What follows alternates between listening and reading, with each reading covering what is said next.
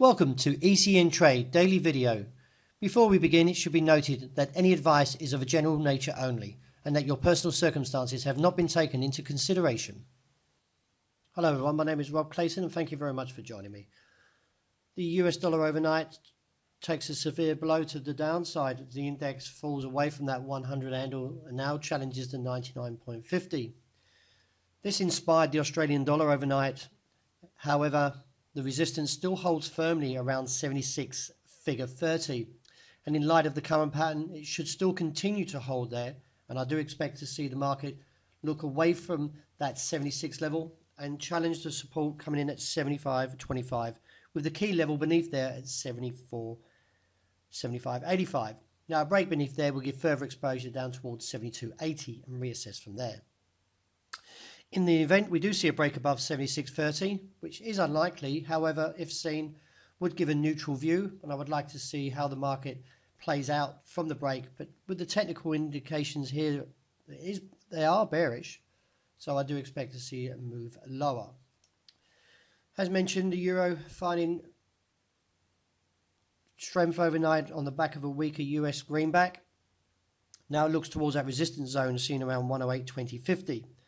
It is viewed that this supply zone will continue to play out as a cap and look towards the downside with immediate support coming in at 107.50 and then lower to 106.80 and reassess from there. If we do get a break above the top side, 108.50, then this would give further scope for short cover into 109.15 to 109.80, but at this stage looks unlikely until we see further evidence to support a bullish claim. The dollar yen story breaks lower overnight. However, the stab from the break of 112.50 stabs to a low of 112.04 before regaining momentum. I'm not overly negative here, purely for the fact is that we should have seen follow through from the break of 50, but we didn't. Instead, we saw demand, and it's still, the market is nervous towards that region. With support coming in on the day at 112.30.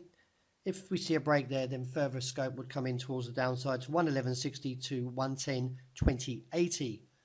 But as I mentioned, the market is nervous towards this region. So if we get a break above the upside of 113.50, this would give further scope to 114 to 115.5, which is where that cap comes across here. Sterling regains momentum overnight. Now looks towards the resistance zone of 126.15.20 to 126.70.80. I still feel the market will be capped from that region, and I expect to see the rebound from that 124.20 level re-challenged again, and then eventually give way to support a weaker pound to the 121 region. Gold finding momentum overnight, still couldn't take on the challenge towards that top side around 12.16 to 24.